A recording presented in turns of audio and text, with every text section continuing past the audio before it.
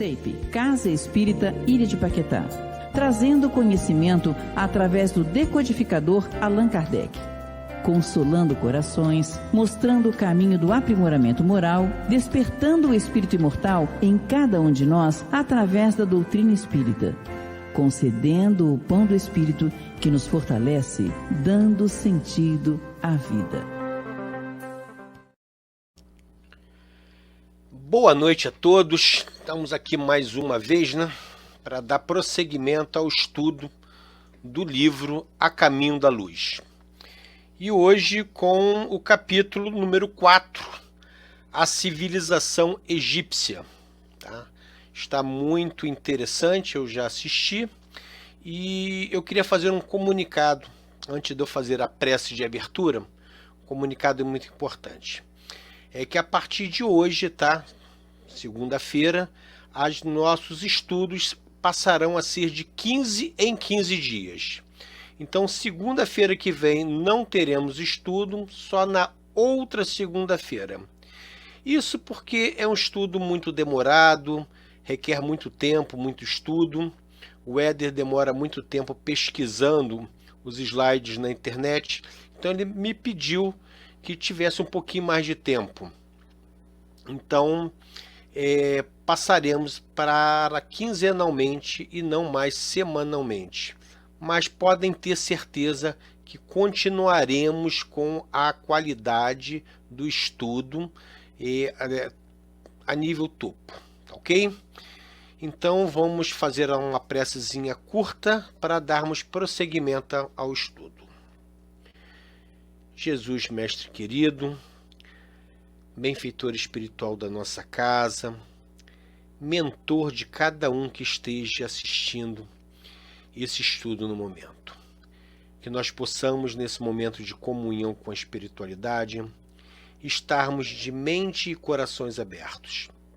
Que nós possamos assimilar esse estudo trazido pelo nosso irmão Éder Andrade, e que ele seja realmente muito útil às nossas vidas, às nossas instruções, ao nosso conhecimento da doutrina espírita. Agradecemos a oportunidade do trabalho, agradecemos ao Éder por se dedicar a esse estudo e só rogamos à espiritualidade que nós tenhamos saúde para prosseguir até o final, que é o nosso objetivo. O planeta atravessa um período muito difícil, muito conturbado, com esse vírus, em que nós temos diversas vacinas, mas ainda não temos a certeza se elas realmente serão eficazes. Então, nós estamos nos resguardando, mas pedimos à espiritualidade a proteção. A proteção para todo o planeta, a proteção principalmente para o nosso país, nosso estado, Rio de Janeiro, e que nós possamos, mais uma vez, levar esse trabalho até o final. Obrigado, que assim seja. Então o Éder vai dar prosseguimento, tá? Capítulo 4, A Civilização Egípcia.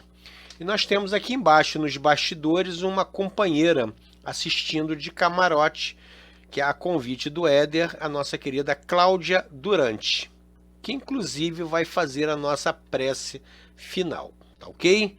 Éder, querido, é com você. Boa noite, amigos. Mais uma vez estamos aqui. Meu nome é Éder Andrade, sou do Centro Espírita Consolador, Comunidade Espírita Cristã de Copacabana. E estamos aqui dando continuação ao estudo A Caminho da Luz. Como já tivemos oportunidade de conversar com os companheiros, estamos aqui numa parceria com o amigo Ricardo, fazendo essa apresentação para vocês, para que, nesse estudo sistematizado de uma maneira mais simples, até porque não somos conhecedores assim aprofundados da doutrina, a gente possa ter uma visão mais dinâmica da obra A Caminho da Luz, que Chico Xavier psicografou por intermédio das palavras ditadas por Emmanuel. Isso no ano de 1938. E nós já tivemos a oportunidade de fazer a nossa introdução, falamos da gênese planetária, falamos da formação da crosta terrestre, falamos sobre o surgimento das raças adâmicas. E hoje nós vamos entrar falando sobre a civilização egípcia. Mas antes, eu preciso recapitular com os amigos algumas ideias. Quando de Capela partiram vários espíritos exilados que vieram para o planeta Terra em levas diferentes. Esses capelinos foram organizados em grupos.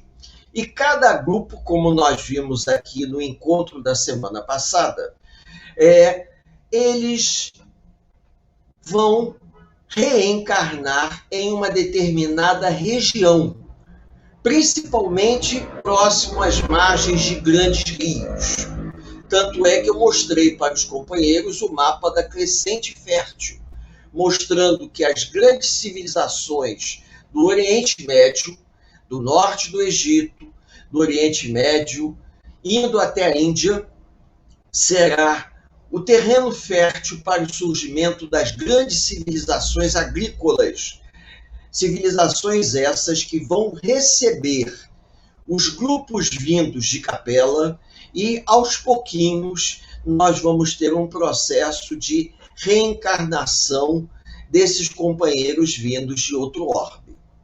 Cada grupo desse apresentava um perfil diferente, que nós teremos chance de estudar separadamente. E hoje nós vamos começar vendo sobre os egípcios. Os egípcios, eles possuíam uma característica em particular. Eram os mais evoluídos moralmente, em termos de conhecimento científico também.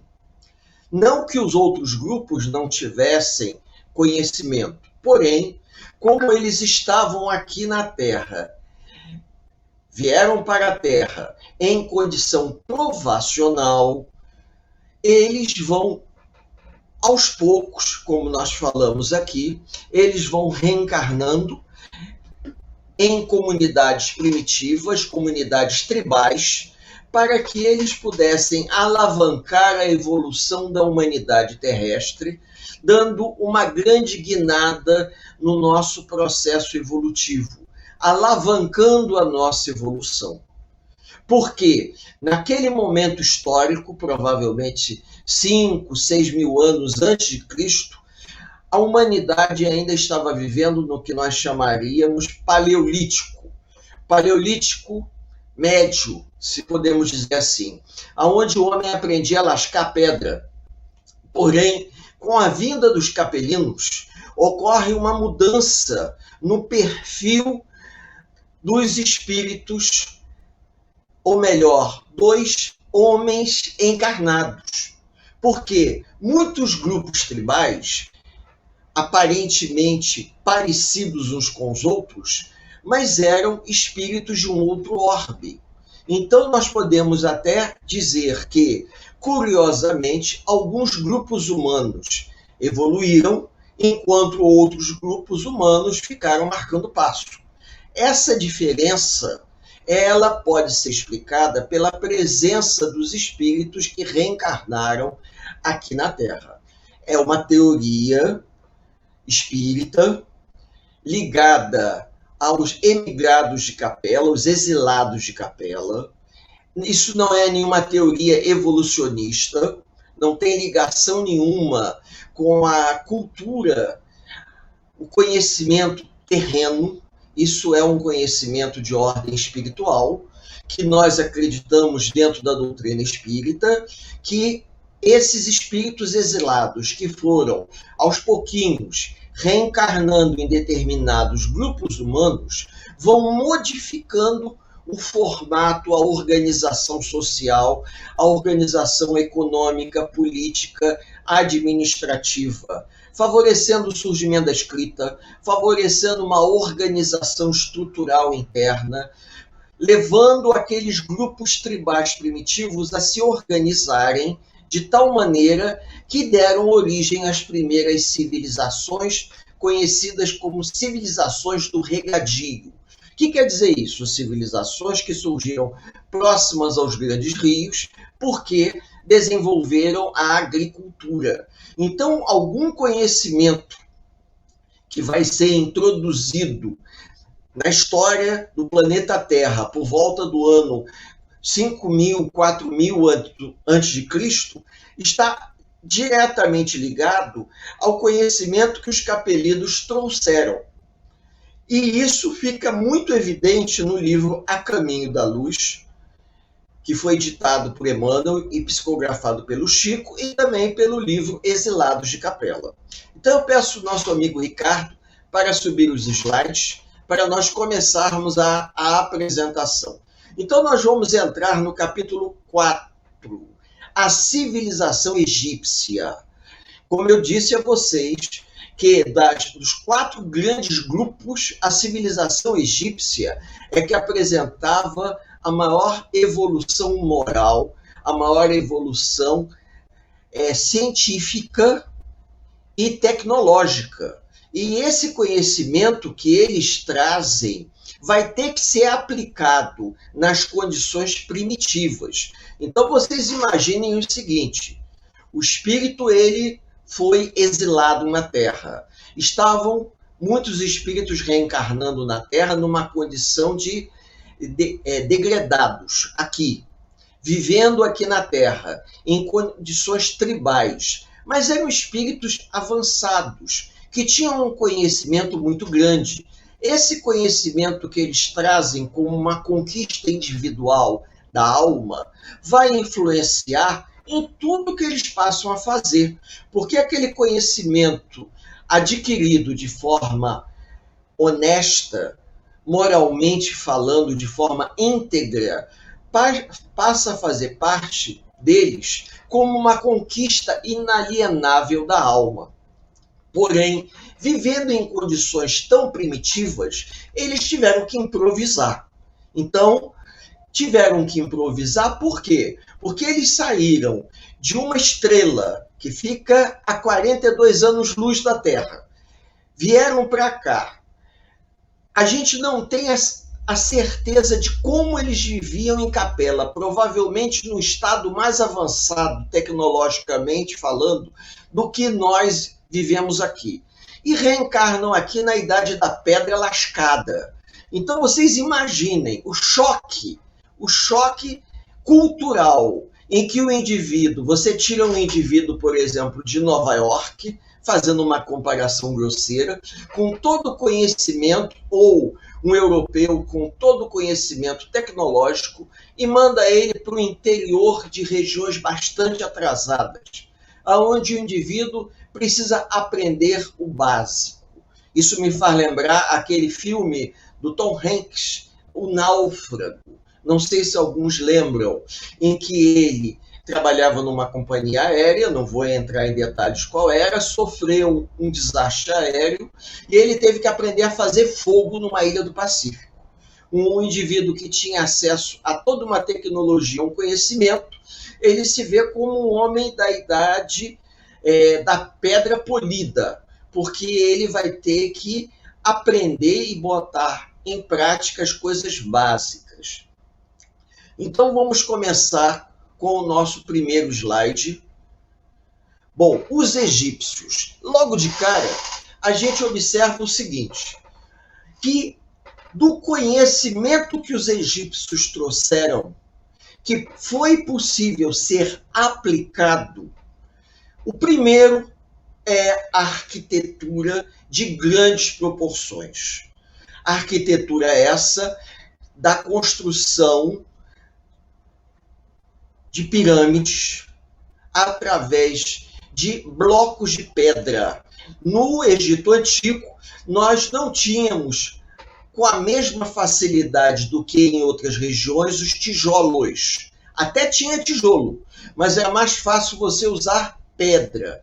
Então eles arrastavam grandes blocos de pedra, aonde eles, empilhando de uma maneira fantástica, através de cálculos matemáticos que hoje muitos indivíduos não conseguem realizar, os blocos de pedra eram empilhados e eles construíram pirâmides.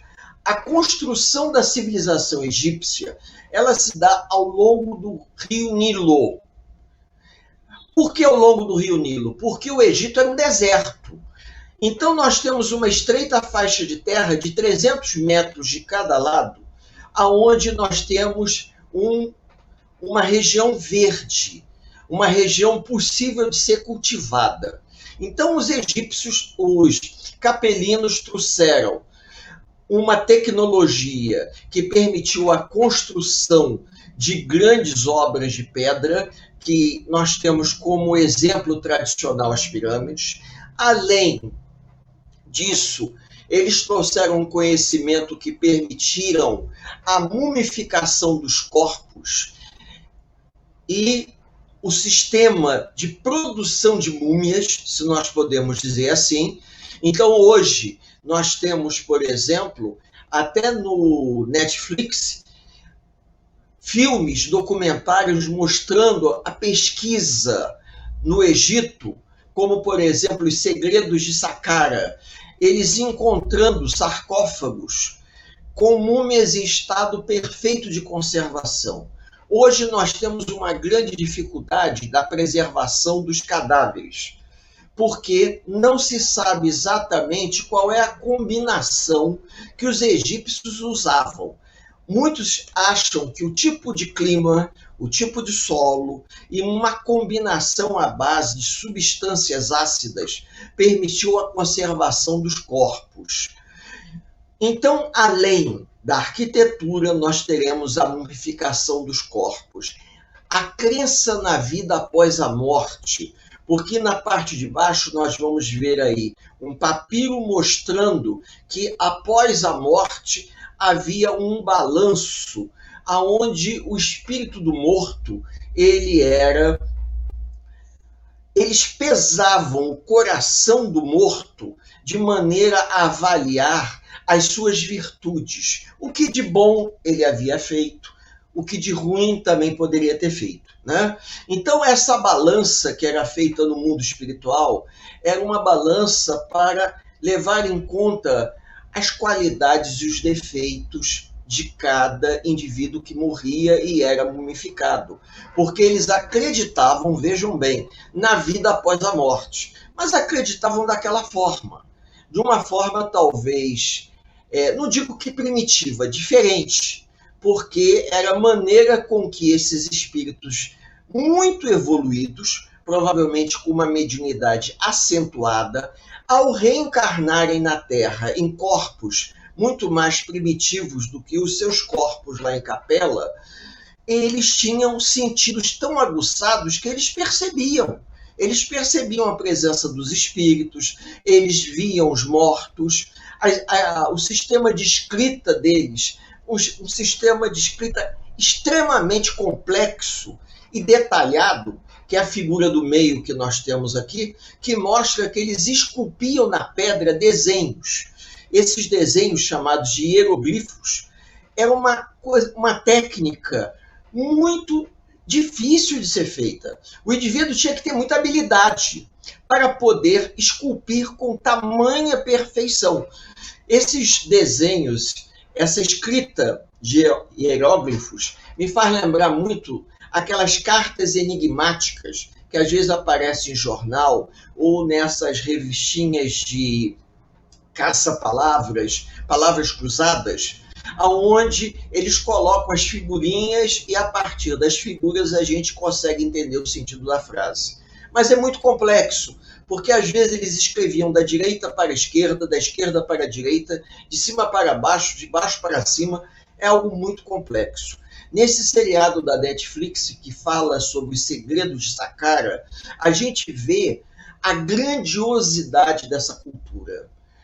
E do lado direito embaixo nós temos aí a máscara mortuária de Tutankhamon, que foi encontrada intacta. Então, é quando nós observamos a grandiosidade do trabalho feito, trabalho artesanal feito pelos egípcios, a gente se pergunta, meu Deus, da onde que eles conseguiam, como é que eles conseguiam desenvolver isso tudo? Como eu disse aqui, existe um livro, já falei isso das vezes anteriores, um holandês que escreveu um livro que foi um best-seller nos anos 70, Eram os Deuses Astronautas, porque levantou-se a teoria de que, na antiguidade, OVNIs teriam vindo ao planeta Terra dar uma alavancada na nossa evolução e deixaram todo esse conhecimento como informação, e esses OVNIs retornaram aos seus orbes, aos seus sistemas de origem. Essa é uma teoria, por isso que nós não encontramos vestígios nenhum a respeito de como é que isso tudo foi feito. Mas existe uma explicação. No livro A Caminho da Luz, nós teremos a explicação por que toda essa grandiosidade arquitetônica, cultural, científica, de repente desapareceu. Porque é fantástico quando a gente tem chance de assistir uma exposição. Aqui no Rio de Janeiro, em 2019, por volta de outubro de 2019, veio, se eu não me engano, da cidade de Turim, do Museu de Turim, uma exposição sobre o Egito que ficou no CCBB. Eu tive a oportunidade de visitar, alguma coisa fantástica. Você olha para aquilo e fica assim pensando como aquelas peças têm 3, 4, 5 mil anos. Mas quando você olha, aquilo parece que foi feito por uma máquina e não por a mão de um ser humano. Pela perfeição, pelo acabamento, pelo zelo. Então é alguma coisa que está além da nossa capacidade de imaginação, porque quando nós estudamos um pouco de história, a gente se surpreende como é que eles conseguiam fazer isso tudo naquela época com as ferramentas que eles possuíam. Então era necessário uma habilidade muito grande. E de onde que vinha essa habilidade? Como é que esses indivíduos eram capacitados? Aonde que eles tinham essa capacitação? Essa capacitação, provavelmente dos capelinos, eles trouxeram junto com eles. E quando eles reencarnam aqui na Terra, na civilização egípcia, né, eles vão desabrochar essas habilidades. Assim como hoje, por exemplo, a gente às vezes fica surpreso quando nós encontramos crianças prodígios, crianças com 4, 5 anos, que apresentam habilidades fantásticas, né? Crianças que cantam, que tocam, crianças que têm uma faculdade nata. Só que naquele momento histórico, os espíritos que reencarnavam com essas habilidades eram os exilados de Capela, que estavam vindo numa condição de degradados aqui na Terra, eram espíritos exilados, que tinham que permanecer aqui um tempo. E os egípcios, eles tinham uma característica especial. Eles deixaram a entender para o Cristo que eles fariam tudo que estivesse ao alcance deles para transferir o máximo da cultura, porque eles pretendiam voltar para a Capela. Então, durante o Antigo Império e o Médio Império, a cultura egípcia vai ter o seu esplendor. E no Novo Império, nós vamos entrar num processo de decadência da cultura, por conta da influência da cultura estrangeira e também pelo fato, segundo Emmanuel nos conta, que os capelinos começaram a retornar para a capela. Ou seja, os espíritos com as habilidades especiais, que eram os responsáveis por construir essa magnífica civilização, estavam retornando. E aqueles que haviam ficado não tinham as mesmas habilidades dos capelinos. Então isso é uma coisa bastante peculiar, em que no caso da civilização egípcia, em particular, vai deixar uma grandiosidade fantástica. As pessoas que têm oportunidade de viajar e já tiveram chance de ver, como no museu, no Metropolitan em Nova York, a ala que tem a parte de Egito, é um negócio fantástico. É impressionante. Você fica, às vezes, surpreso com a qualidade das peças, a grandiosidade daquilo ali. A gente fica, às vezes, porque ninguém diz que aquilo tem 3, 4 mil anos de história. Parece que aquilo foi feito ontem, foi feito há 100 anos atrás. Porque em história, um século, às vezes, é muito pouco. Então, quando a gente pensa que você está diante de uma peça que foi esculpida à mão há 3 mil anos atrás, é algo assim que, na nossa cabeça, dentro dessa visão tridimensional que representa a reencarnação, porque nós estamos num universo tridimensional, é alguma coisa que nós não temos alcance. A gente não consegue expandir a nossa consciência a ponto de conseguir perceber a grandiosidade do que foi deixado. Vamos passar para outro slide. A ciência secreta. Quando a gente fala ciência secreta, o pessoal fica curioso.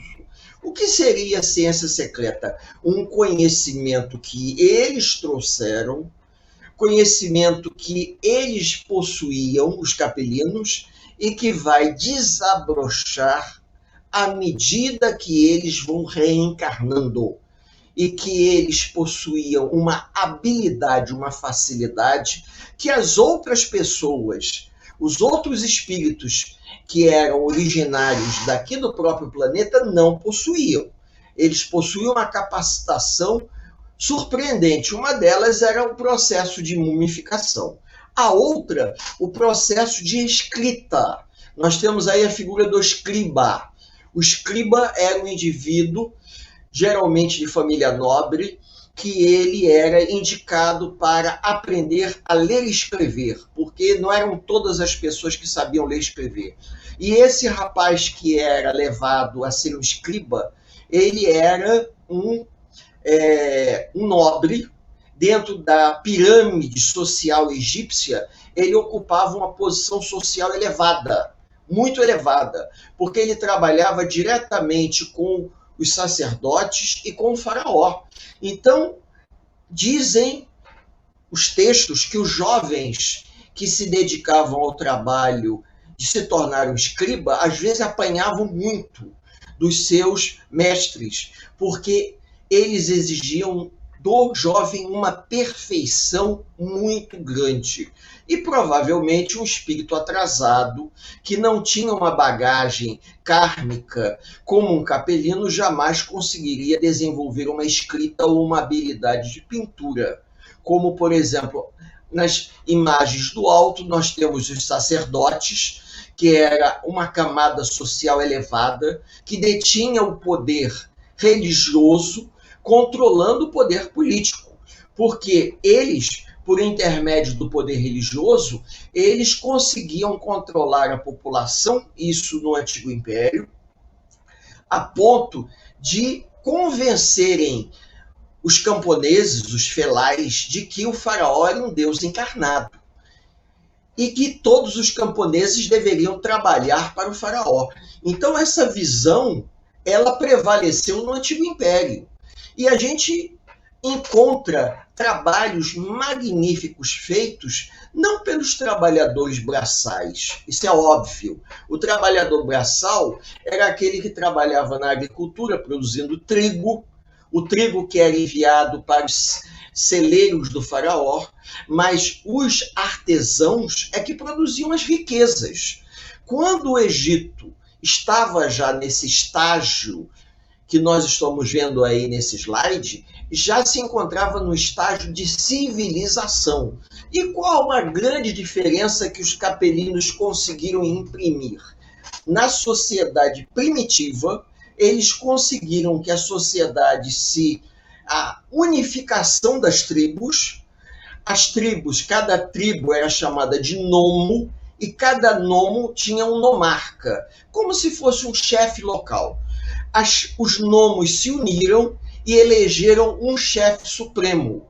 Um nomo se tornaria o nomo supremo, aonde surgiria o faraó.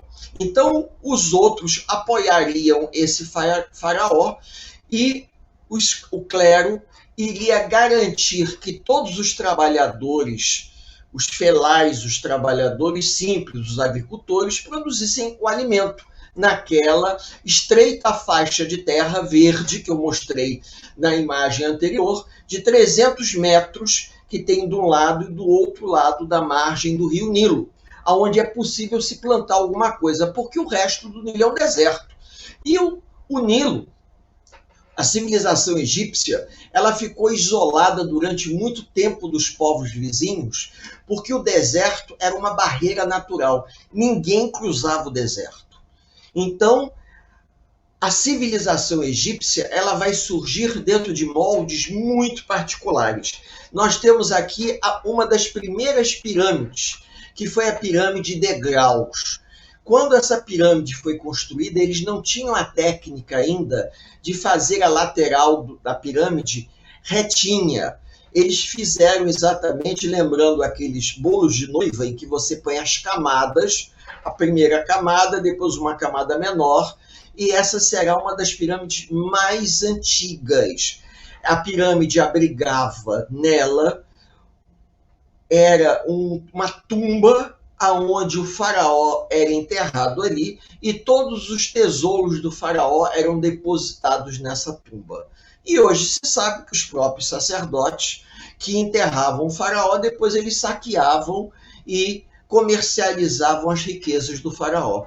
Alguns faraós mais poderosos, sabendo que isso aconteceria, no momento do seu sepultamento, ele era sepultado junto com todos os seus sacerdotes, as suas mulheres, seus escravos, para que ninguém pudesse revelar a entrada. A pirâmide ela era fechada de dentro para fora. Então, do lado de fora, você não tinha como acessar. Muito tempo depois é que se descobriu essa técnica.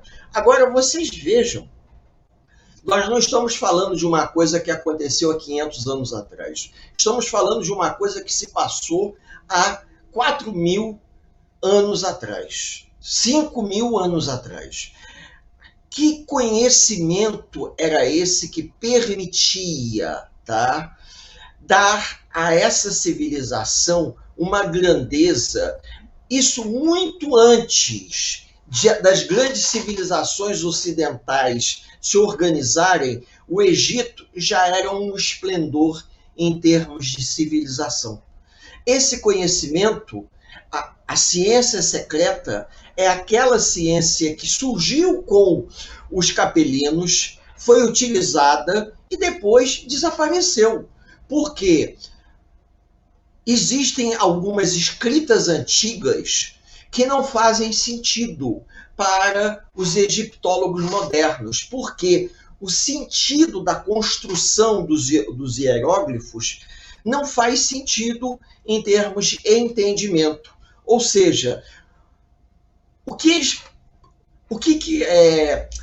os símbolos queriam dizer, até hoje, algumas informações deixam-se a desejar.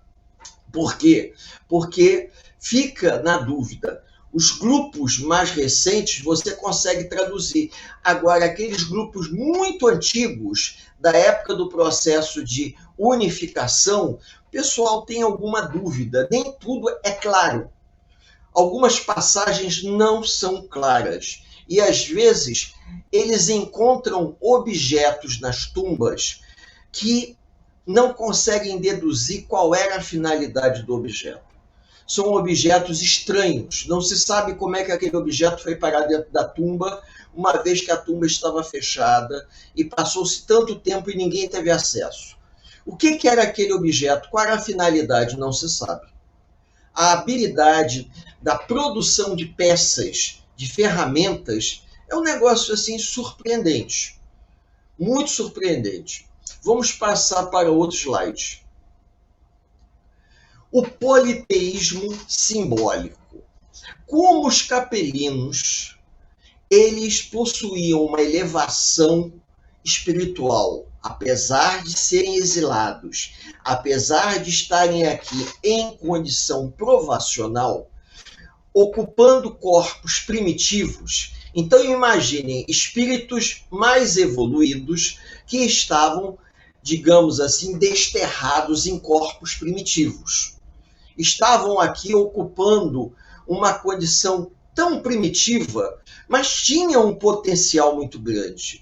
E trazendo as suas lembranças dentro daquele contexto tribal, eles vão atribuir aos espíritos nomes e vão nomear alguns espíritos, e a partir daí nós teremos a galeria de deuses egípcios. Eu não vou ler essa galeria de deuses, nós vamos lembrar de Osíris, Ísis, que são os mais importantes. Porque são os deuses mais importantes de toda essa galeria dos egípcios, que ajuda a gente a entender.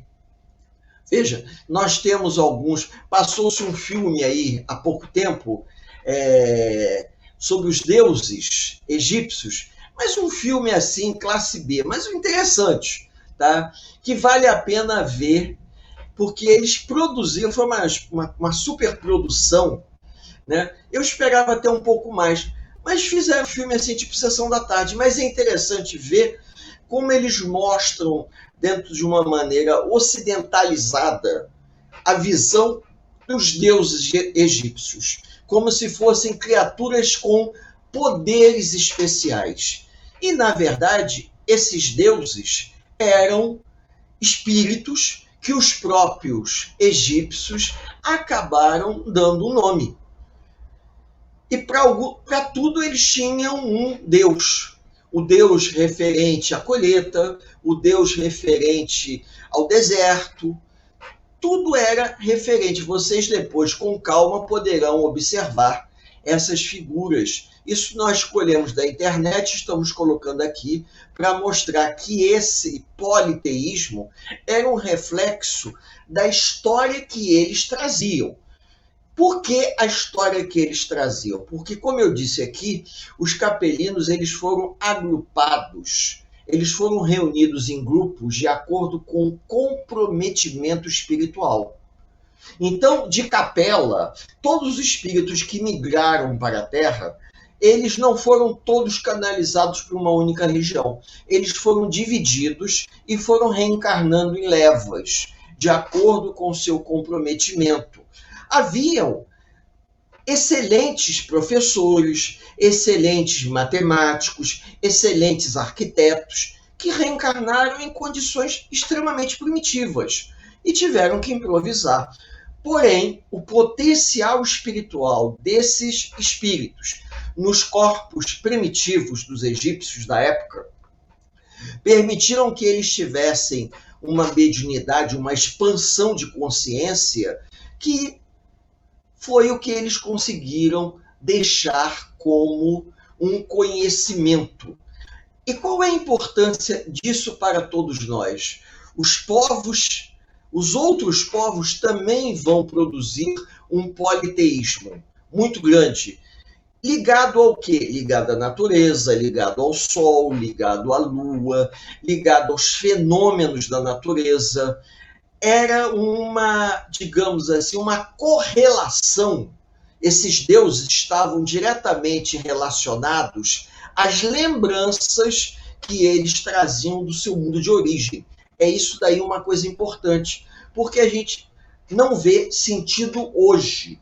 Hoje a gente não vê sentido, mas não podemos esquecer que dentro da própria história dos egípcios surgiu um faraó chamado Akenaton, que vai tentar implantar o monoteísmo.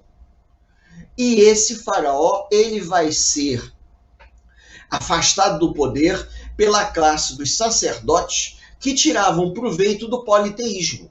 E por que eles tiravam proveito do politeísmo? Porque a população, os felais, os trabalhadores simples, pagavam tributos aos templos dos deuses. E quem usufruía desses tributos? O clero egípcio.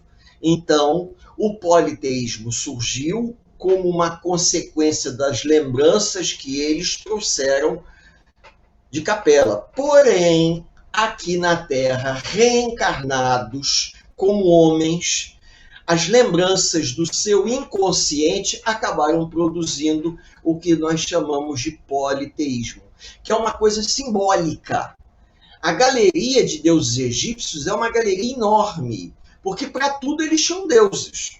E qual era o objetivo? O objetivo porque os capelinos se apegavam às lembranças espirituais que eles tinham, que era uma coisa nata. Eles não, digamos assim, não foi uma coisa transferida de geração a geração.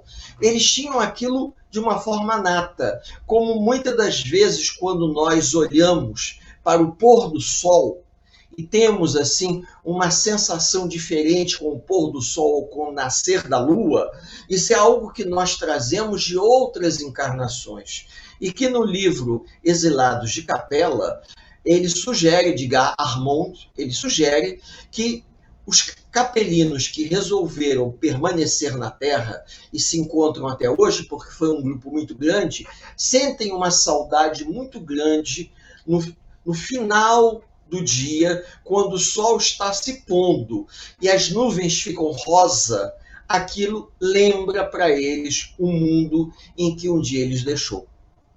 É muito pitoresco isso. Chega a ser uma coisa até meio romanceada. Vamos passar para um outro slide. O culto da morte e a metempsicose.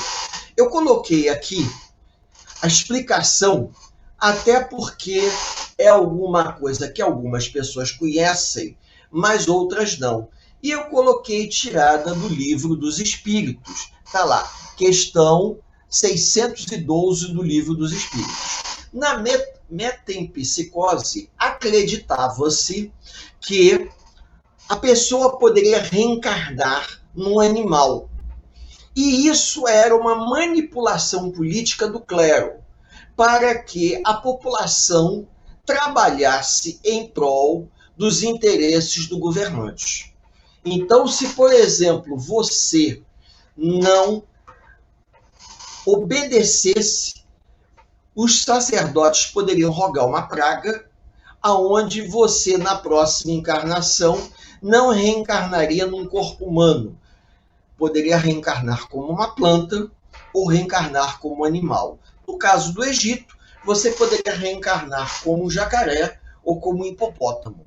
Então, como as pessoas sabiam que aquilo representaria um retrocesso, elas obedeciam. E nós sabemos que dentro da evolução humana, nós temos que o espírito, ele dorme no mineral, ele sonha no vegetal, ele se agita no animal e ele desperta no hominal. Nós sabemos disso hoje, mas naquela época não. Então, aqueles que controlavam a religião, controlavam também a maneira de pensar das pessoas. Por isso que existe uma coisa chamada modo de produção asiático. No modo de produção asiático, que é um reflexo da presença dos capelinos no Oriente Médio, naquela região do norte do Egito, Oriente Médio, a característica fundamental é de que o governante era um deus encarnado e que a população deveria obedecer esse Deus encarnado. No caso do Egito Antigo, nós vamos ter um modo de produção asiático, digamos que no Antigo Império.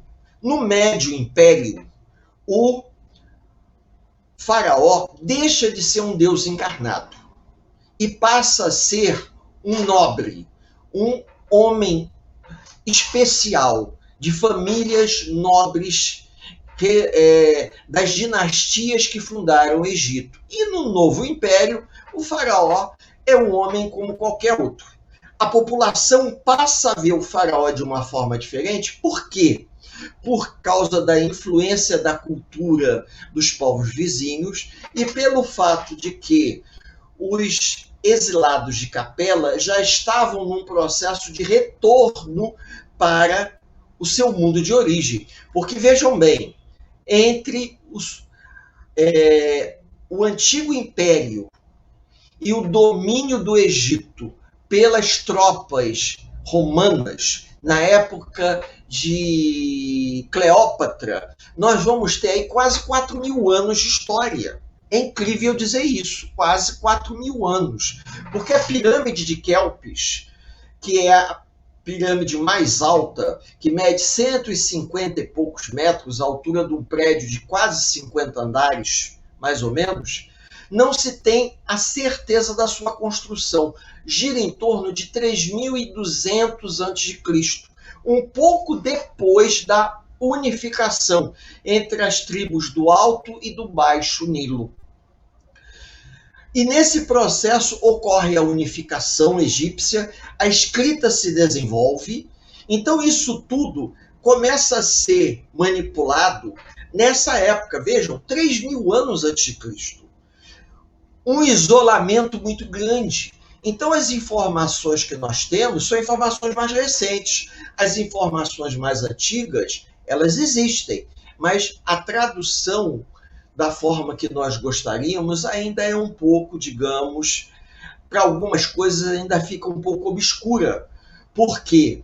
Porque, de repente, de uma hora para outra, aquela grandiosidade ela começa a entrar num processo de decadência. Os faraós já não conseguem mais construir as grandes pirâmides.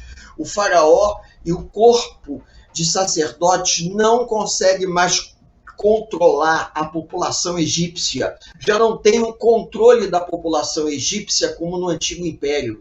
No Antigo Império, o faraó controlava a população através dos sacerdotes. Já no Médio Império, o faraó vai controlar a população através do chicote. Então, com isso, as coisas vão mudando.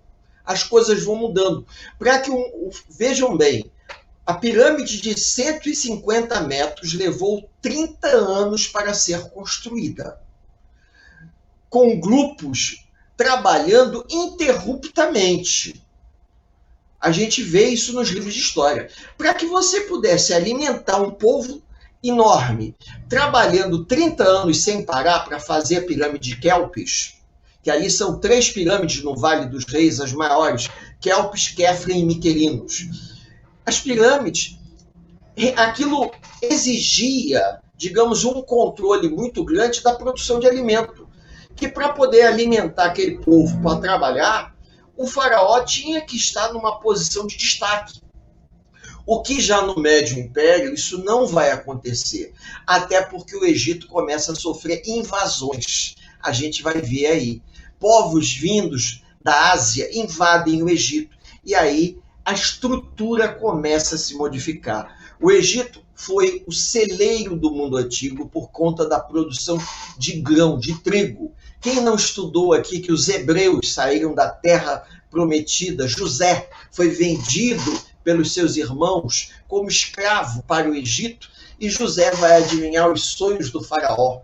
E depois toda a família vai para o Egito e encontrar José, que era um vizir do faraó. Na época que teve aqueles 7 anos de fartura e 7 anos de bastante abundância.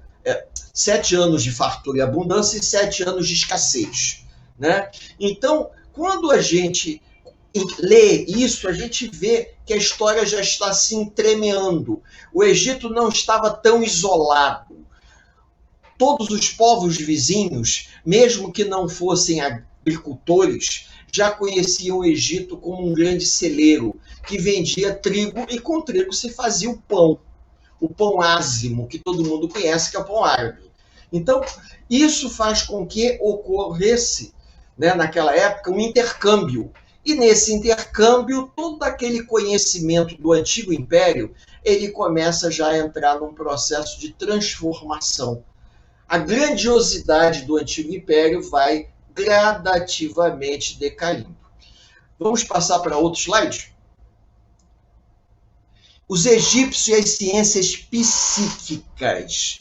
Vejam bem, Quando nós falamos sobre ciências psíquicas, são coisas que estão além da nossa capacidade de entendimento. Por exemplo, a técnica de produção das múmias, a técnica de como embalsamar o corpo dos mortos, a maneira de venerar os deuses. Isso foi uma coisa que estava além da capacidade de compreensão normal dos homens. E nós vamos ter aqui nessa figura, Lord Caveron, se eu não me engano, tá? Só confirmando aqui, é isso mesmo, Lord Cam... Esse que tem um nome diferente, Lord Carmarvon, se eu não me engano, foi ele, tá, um inglês abastado, que financiou Carter. Quem foi Carter? Carter foi quem encontrou Tutankhamon. E quando o Carter abriu a sepultura de Tutankhamon, ele encontrou uma tabuinha dizendo o seguinte: quem invadisse aquela sepultura morreria pela maldição dos deuses. E aí surgiu a famosa maldição do faraó. E esse inglês, pouco tempo depois, enlouqueceu e morreu. Então surgiu uma teoria que ainda hoje se fala a respeito da maldição da tumba do faraó. Hoje, com a ciência moderna, se sabe o seguinte: a tumba fechada, o ar da tumba viciado, os produtos utilizados no processo de embalsamamento eram produtos químicos que exalavam vapores. Provavelmente, o Lorde foi intoxicado e por alguma doença pré-existente, por alguma comorbidade da época, ele acabou morrendo. Mas o Carter não. O Carter que abriu a tumba de Tutankhamon, o famoso Rei Tut, quem se lembra do Batman na década de 60, Batman lutava contra um professor de egiptologia que de vez em quando assumia o papel do Rei Tut. O Rei Tut é o Tutankhamon, o rei menino. E Tutankhamon teve a sua sepultura encontrada intacta, totalmente intacta. Embora muitos pesquisadores, inclusive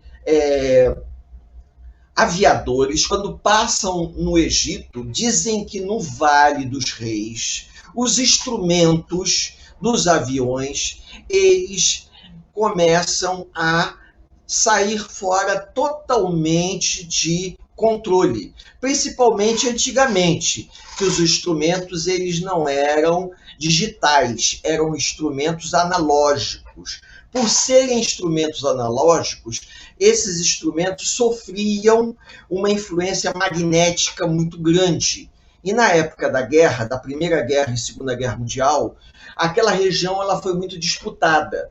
Então, eles diziam que as bússolas elas deixavam de apontar para o norte, porque existia um magnetismo muito grande.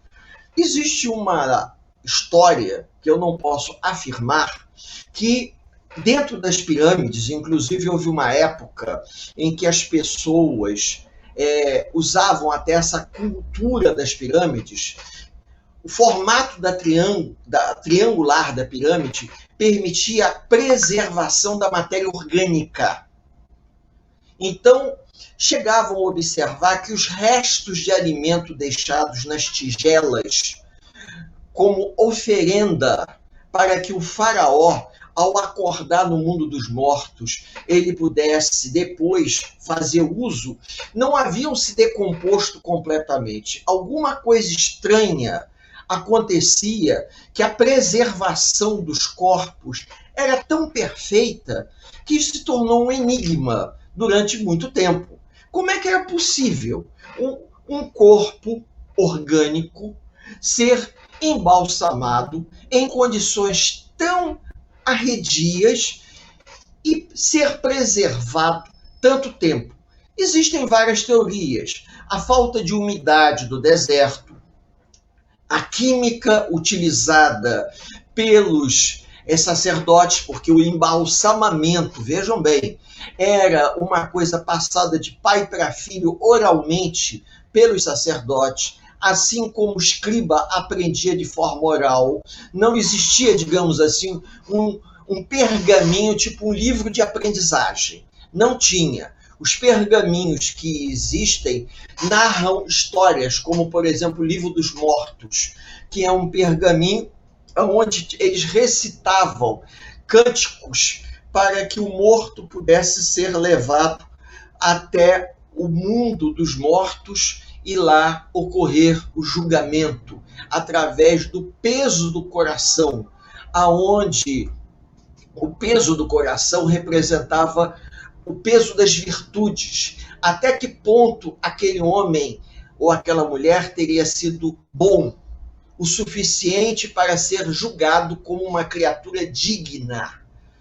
É uma coisa assim que estranha, mas ao mesmo tempo já passando para nós a ideia de que existia a vida continua, a vida não termina com a morte do corpo físico.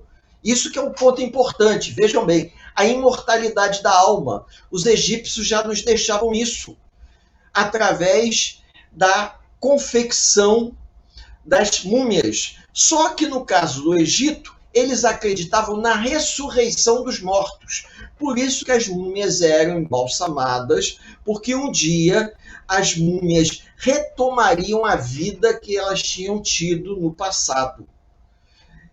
Porém, hoje, se analisando perfeitamente, observa-se que havia uma preocupação enorme em se preservar o corpo, preservar as vísceras, e o indivíduo era enterrado com todos os seus pertences, para que num momento da história deles ocorresse uma ressurreição. E nós sabemos perfeitamente que o processo não é bem assim.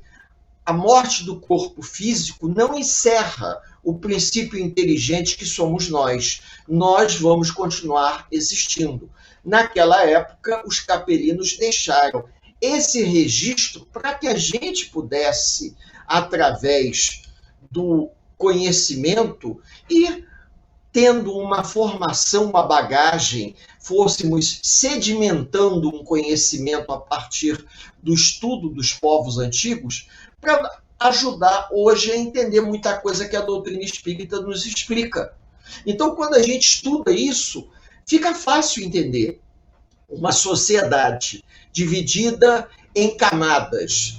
Aqueles que estavam no topo da pirâmide eram os privilegiados, provavelmente os capelinos que reencarnaram aqui, que não haviam ainda superado a questão da vaidade, da arrogância e da prepotência, assumem o poder porque eram aqueles mais dotados de uma inteligência, de uma sagacidade. A gente não pode se esquecer que quem tem um olho em terra de cego é rei, não é verdade? A sombra o sol é para todos, mas a sombra é dos espertos. E os egípcios tiveram na sua sociedade essa divisão. Os grupos humanos mais primitivos, infelizmente, foram explorados, mas o conhecimento deixado, algo fantástico, principalmente ligado à área de medicina. Existe um filme chamado O Egípcio, que nesse filme, que é antigo, que já passou na televisão, mostra um médico que aprendeu todas as artes da medicina, tinha todas as ferramentas, e a gente encontra, às vezes, em museus ou encontra em gravuras, ferramentas utilizadas para cirurgias que já eram feitas no Egito Antigo. Agora vocês imaginem cirurgias todas feitas com ferramentas, com instrumentos feitos à base de cobre, porque os egípcios só vão conhecer o ferro um pouco mais depois. Então vamos lá, passando para o outro slide, para não ficar uma coisa muito extensa. As pirâmides. As pirâmides realmente é algo fascinante, o processo de construção. As pirâmides são construídas de dentro para fora. Aí nós podemos ver que eles, inicialmente, eles fazem uma base e depois eles vão contornando essa base com os blocos de pedra que são arrastados. Aqui nós temos algumas imagens que mostram os blocos de pedra que eram arrastados quilômetros e eram empilhados de uma maneira surpreendente, porque eles eram empilhados de maneira que eles encaixavam um no outro, a grosso modo funcionando como uma espécie de um Playmobil da antiguidade. Aquilo ia se encaixando de tal forma que eles iam subindo a pirâmide. Hoje a gente sabe que a construção da pirâmide, ela representava o poder do faraó, a sua ostentação e, o mais interessante, um controle sobre a sociedade. Porque o faraó que construiu uma pirâmide desse porte, ele tinha um controle imenso sobre a sociedade, porque ele conseguia controlar a produção de alimento, ele conseguia controlar os trabalhadores, ele conseguia ter um controle e uma relação direta com a classe dos sacerdotes, porque tudo isso era o chamado modo de produção asiático, que só era possível porque as tribos que existiam ao longo do vale do Rio Nilo, que receberam os exilados de Capela, que depois se organizaram em nomos, tribos, né? Esses nomos se uniram formando a civilização. Isso tudo só foi possível após o surgimento de uma civilização. Na condição primitiva dos grupos humanos nômades, caçadores, coletores, era impossível. Para poder evoluir a esse estágio, era necessário ter escrita, era uma sociedade organizada em camadas sociais, onde você tinha a camada dos artesãos que trabalhavam produzindo essas belezas todas e a camada dos trabalhadores braçais, que eram aqueles que produziam comida. Então, isso só foi possível quando a sociedade se organizou. E essa organização da sociedade, eles deixam o modo de produção nômade para o modo de produção sedentário. Eles deixam de procurar comida, caçar comida e produzir a comida, plantar, criar animais. Isso é um salto evolutivo marcante. Inclusive é chamada Revolução Neolítica. Por que a Revolução Neolítica? Porque o homem deixa aquela forma de vida primitiva atrasada, começa um processo de revolução agrícola também, porque não era apenas a questão da produção de alimento. Olha a diferença. Antes, ele tinha que todo dia caçar. Hoje, ele não precisa mais caçar. Ele produz sua comida. E como ele produz comida, ele tem tempo para fazer outras coisas. De onde que eles tiraram essa ideia? De onde que veio esse conceito? Que cartilha que eles utilizaram para poder utilizar na prática tudo isso? Há 3.000 anos antes de Cristo, uma pirâmide de 150 metros há 3.000 anos antes de Cristo. Provavelmente, como nós falamos aqui, sem nenhuma pretensão, os capelinos que reencarnaram trazendo uma bagagem de conhecimento matemático, arquitetônico, de construção, ao despertarem na carne aqui na Terra, desabrochou com o passar de algumas gerações todo um conhecimento que permitiu a esse grupo humano evoluir, enquanto outros grupos humanos continuaram ainda de forma nômade, como caçadores, como coletores. E com isso, o Egito ele passou a ter um papel de importância na história da África, que era exatamente, além de ser um celeiro de produção de alimento, vai servir como modelo de construção, porque outros povos que vêm a conhecer o Egito ficam tão maravilhados com as obras que levam as informações arquitetônicas e trazem para o Egito também as suas informações culturais. E aí nós vamos começar a ter um intercâmbio.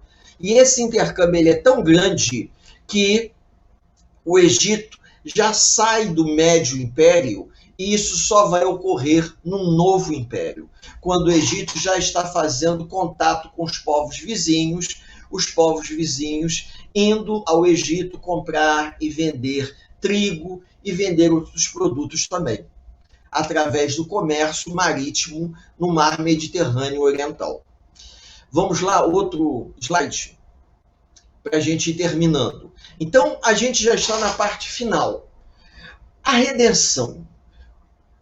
Qual é o sentido, segundo Emmanuel? Chegou um determinado momento que os capelinos cumpriram a sua missão. E eles começam, da mesma forma que reencarnaram na Terra, começam a homeopaticamente voltar. Então, o controle sobre a sociedade, o controle sobre a religião, o controle sobre a produção já não é mais como era antigamente. O Egito começa a sofrer invasões. Aqui ao alto nós temos 2 tapeçarias mostrando a presença de grupos humanos que chegam ao Egito, e esses grupos humanos, eles já tinham conhecimento do ferro. No Egito não tinham conhecimento do ferro. E foi uma surpresa muito grande, porque as armas desses invasores, conhecidos como Ixos, que quer dizer estrangeiros, elas eram muito mais resistentes na hora da batalha. E os egípcios ficaram surpresos, porque as espadas dos estrangeiros elas eram muito mais resistentes, porque as suas espadas elas eram feitas de bronze, eram feitas de cobre, e as espadas dos estrangeiros eram feitas de ferro. Nesse momento, a superioridade dos estrangeiros leva o Egito a ser invadido. O Egito acaba sendo invadido e aí todo aquele controle que existia do antigo império começa a desaparecer. E o intercâmbio comercial com o Oriente, aí, no caso, na Grécia em particular, começa a ocorrer. Tanto é que nós temos aqui figuras que podemos encontrar dos processos de mumificação, aonde essas imagens que a gente tem aqui embaixo eram as gravuras que eram colocadas nas múmias. Ou seja, essa técnica de, ao embalsamar o morto, para não repetir e colocar aquelas mesmas imagens de múmias, eu só coloquei isso. Isso já é no Novo Império. Quando eles embalsamavam o corpo de uma pessoa, eles encomendavam um retrato do morto. Então nós temos aqui retratos. Esses retratos a gente percebe claramente que isso não é... Os traços dos retratos já são traços, digamos, ocidentais. Não são traços tão orientais. Isso já é uma influência dos gregos, uma influência dos romanos, que vai ter nas gravuras que eles colocavam em cima das múmias. Se a gente for procurar na internet, a gente vai encontrar que no Novo Império, o processo de sepultamento é completamente diferente do processo de sepultamento no Antigo Império. No Antigo Império, as múmias eram balsamadas, eram enterradas naqueles grandes ataúdes, né, de madeira, com máscaras funerárias. Agora, já no Novo Império, não. Levava esse retrato, o retrato do morto. Isso era influência estrangeira na cultura egípcia. Quando a influência estrangeira na cultura egípcia se torna muito grande, por conta do comércio, por conta do intercâmbio, nós podemos dizer que todo o comprometimento que os capelinos tiveram em marcar a civilização egípcia com as grandes construções das pirâmides, das mastabas, que eram aquelas construções baixas grandes, que também eram utilizadas para sepultamento dos nobres, já não eram mais feitas. As pessoas passam a ser sepultadas em subterrâneos, porque começa a ficar difícil você conseguir realizar uma construção de grande porte. Você tinha que ter dinheiro. Por exemplo, nesse filme que eu sugeri a vocês assistirem na Netflix, Os Segredos de Saqqara, mostra perfeitamente que o indivíduo, para ter um mausoléu no novo império, ele tinha que ser rico. Ele tinha que ser rico para poder pagar. E no antigo império ele tinha que ter muito poder. As pirâmides refletiam poder. No médio império também.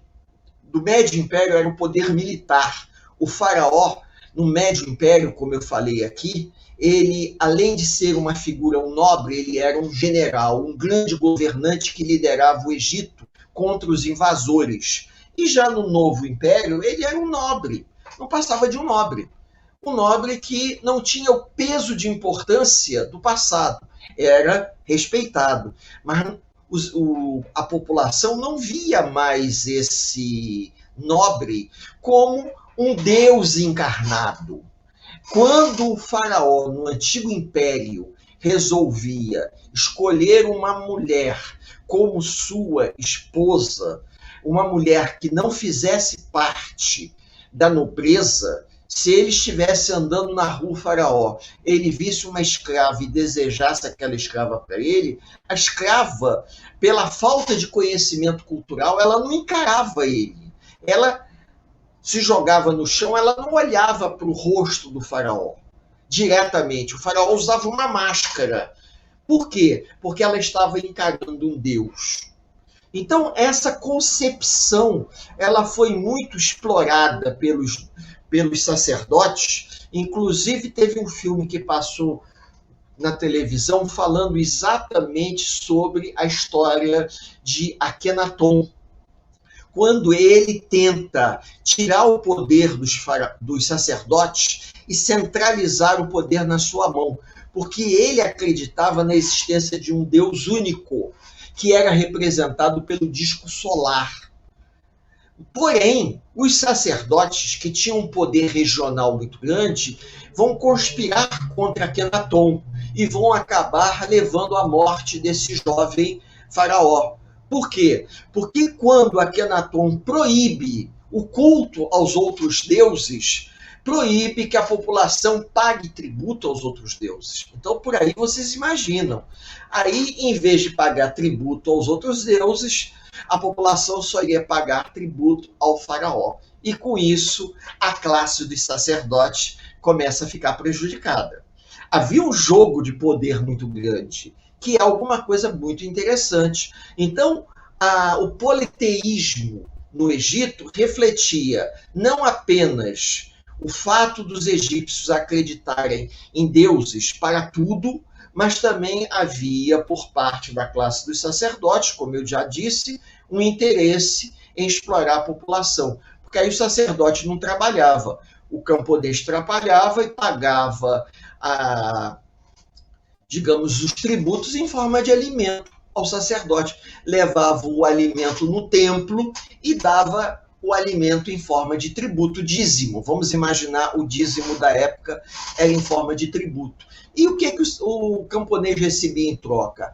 A proteção e a garantia que, mesmo não tendo condições para, ao morrer, ser embalsamado, que ele, por ter sido um homem bom e digno, o seu coração seria pesado de forma positiva no momento do julgamento das almas no mundo dos mortos. Porque o processo de embalsamamento era uma coisa que às vezes envolvia questões familiares. O indivíduo vendia tudo que tinha para embalsamar o pai. Porque se ele embalsamasse o pai, ele ia garantir que o pai seria enterrado da forma mais digna possível. Então vocês imaginem o comércio que já existia naquela época, uma vez que os próprios sacerdotes eram os únicos que dominavam a técnica do embalsamamento, o indivíduo tinha que se sujeitar sempre àquele único fornecedor. Levava o corpo do pai, o corpo era embalsamado, era uma técnica cara, não era uma coisa barata, e o indivíduo depois realizava o ritual de embalsamamento do seu ente querido. E muitas pessoas se endividavam. E sabe como? Se tornando escravos dos seus credores, para que o seu familiar fosse enterrado de forma digna. Isso tudo faz parte de uma cultura. E vocês vejam que eu falei um monte de coisa aqui agora que parece que eu estou falando de assuntos bem contemporâneos, não é verdade? Assim é a cultura humana. Me parece que esse é o último slide. Vamos passar aí para a gente. Exatamente, é o último slide da série do Egito Antigo. Eu procurei botar imagens que mostram momentos, se vocês tiverem oportunidade de ler no capítulo do Egito, eu procurei centrar as imagens aos temas que Emmanuel fala. Todas as imagens colocadas em cada slide desse está diretamente ligado ao que Emmanuel fala, justamente para facilitar a explicação para vocês. Bom, então eu espero que o nosso singelo encontro tenha sido extremamente positivo. Eu vou convidar nosso amigo Ricardo, e hoje nós temos também uma companheira que foi convidada para participar, a Cláudia Durante, para que ela pudesse também assistir esse nosso singelo encontro, né? Para que a gente pudesse realizar a nossa despedida, agradecendo aos benfeitores espirituais pela oportunidade de compartilhar com vocês de uma forma muito simples. A gente poderia continuar falando horas, mas o objetivo não é esse. O objetivo é, de forma bem simples, fazer algumas colocações para mostrar a grandeza cultural dos capelinos que vieram e foram os responsáveis em alavancar a civilização egípcia. E no intervalo de tempo que ficaram, nos legaram um conhecimento imenso. E Emmanuel disse que a grande maioria dos capelinos voltaram, não permaneceram aqui. Por isso que a cultura acabou se esvaindo, a cultura estrangeira invade o Egito e muitos não sabem explicar como, de repente, todo aquele manancial fantástico se perdeu no sentido de não haver uma continuidade. Isso se dá principalmente do Médio Império para o Novo Império. Tá certo? Espero ter sido útil, espero que os amigos aproveitem, fiquem à vontade depois para perguntar, e só temos a agradecer a Deus pela oportunidade de sermos úteis nesse breve encontro que nós tivemos aqui.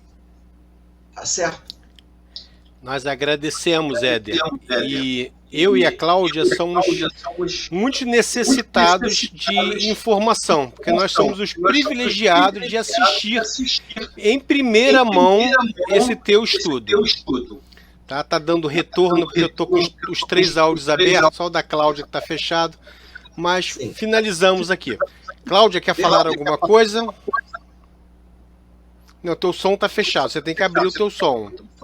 Isso. Queria agradecer pelo convite, agradecer a Casa Espírita, poder estar aqui assistindo essa palestra em primeira mão, porque eu acho que o estudo dessa obra, nesse momento de crise que nós estamos vivendo no planeta Terra, vai nos levar a lembrar, e eu acho que é isso que Emmanuel quer, mostrando a trajetória do planeta, que existe apenas uma solução para os habitantes da Terra. É a fraternidade, a caridade, a empatia, o amor ao próximo. Só esses sentimentos colocados em prática vão fazer com que o nosso planeta continue a sua trajetória de evolução. Então, muito obrigada pelo convite. Obrigado, Éder. Obrigado, Cláudia, né? Foi realmente sábia as palavras. Finalizamos aqui mais um estudo. E segunda-feira, daqui a 15 dias, retornaremos novamente com o capítulo número 5, ok? Beijo no coração de todos e se cuidem, se cuidem.